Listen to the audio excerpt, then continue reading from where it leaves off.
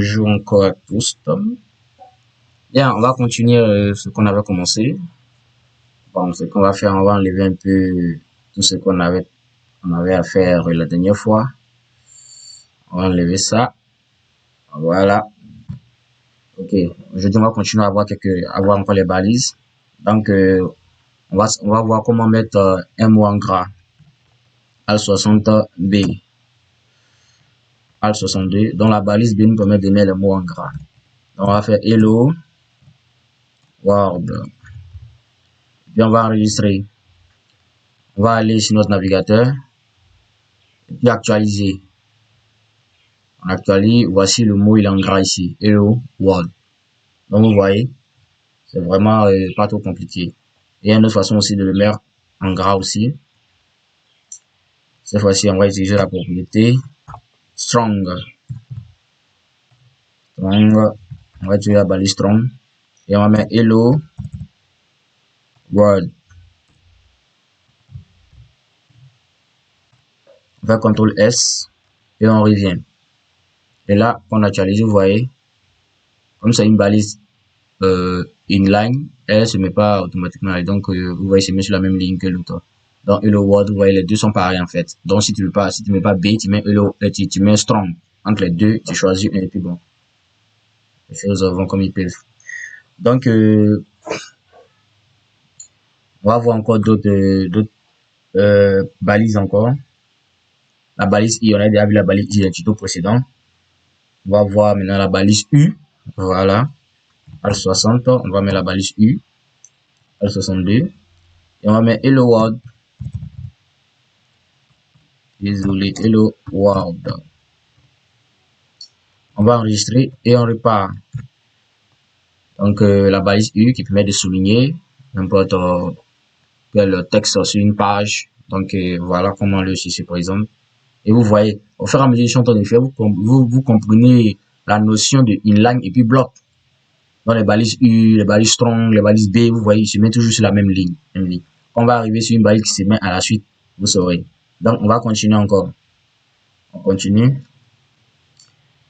Et les balises aussi, bon, puisque ici, il y a les balises strong qui dit fort, c'est qu'il y a les balises small qui dit petit. Voilà. Donc, Al60, on va mettre small. Small en anglais, ça veut dire petit. Donc, on va mettre Hello World. Hello World. Ok, ça va maintenant, on enregistre ça. Et on revient sur la page, on actualise la page. Donc, small, petit, tout ça là. Donc, vous voyez. Voilà. Ce qu'on va faire, on va utiliser une balise pour les obliger, comme c'est les balises inline, il ne veut pas venir à la ligne. Pour les obliger, désolé, c'est quelle fenêtre ça? Ok, toi tu dégages. Voilà. Donc, on va les obliger à venir à la ligne. Vous voyez, on va les obliger à venir à la ligne. Pour le faire, c'est simple. On va obliger les deux là à venir à la ligne. Donc, ici, juste en face, on va faire Al60 et on va mettre BR. La balise BR. Al62. Donc, vous voyez. Donc, quand la balise BR qu'on a mis, juste après le strong, les deux autres vont se mettre à la ligne. CTRL S et on revient sur la page. Tout simplement. Vous voyez. Voilà.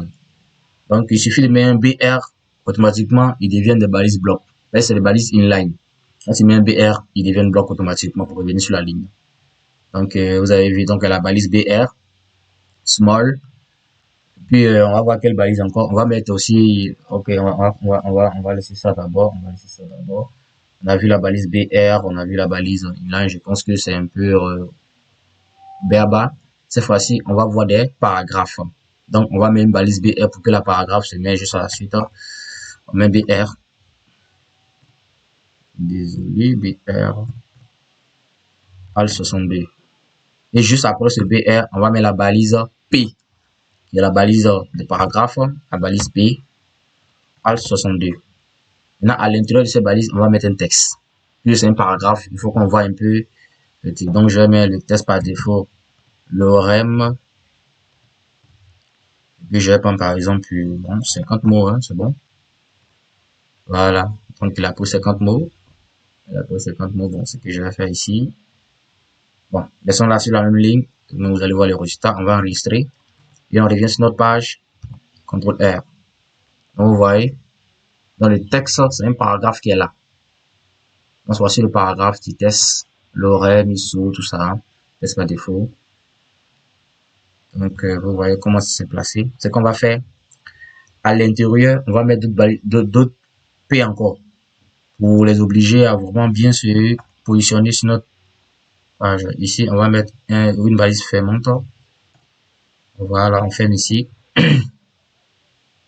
Et automatiquement, on ouvre ici.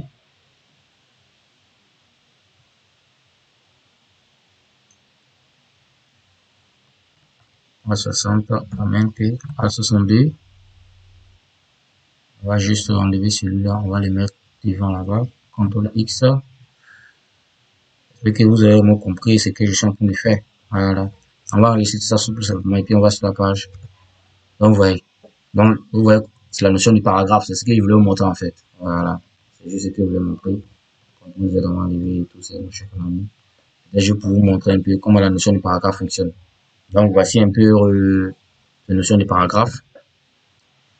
Et puis concernant encore, on va voir une autre, disons, une autre balise, qui est la balise qui est la balise marquée là.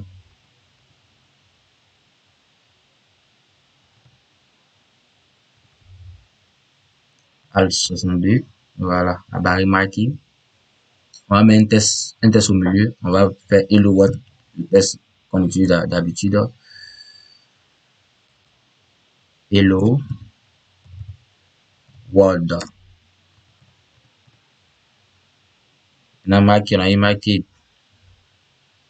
va enregistrer. On va voir le résultat sur notre page. CTRL R. Regardez, hello world. Un défilement. Ça, il fait un défilement et il repart juste en bas. Donc vous le voyez, voici en train de défiler ici. Il défile. Ça, c'est pratique pour les longs textes. Souvent, sur les différents, quand tu crées ici, juste en dessous, tu mets quelques informations pour attirer un peu la curiosité des clients. C'est vraiment très pratique. Essayons de mettre un lorem 10 comme ça pour voir un peu comment ça va se comporter. On fait lorem.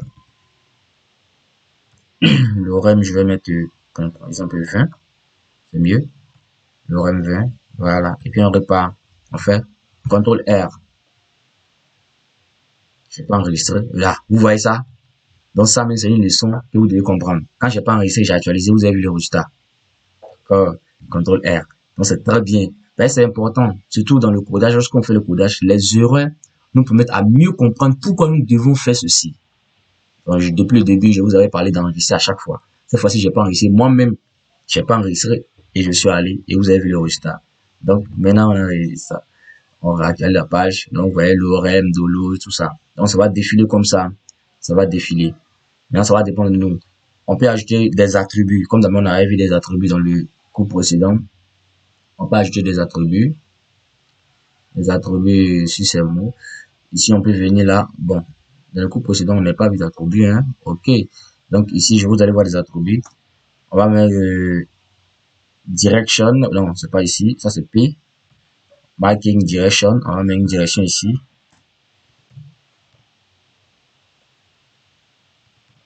Direction. C'est qu'il faut tromper un direction. On va mettre conf left. CTRL S.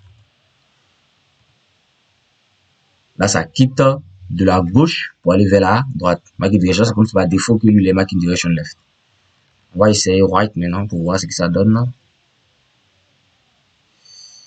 Right.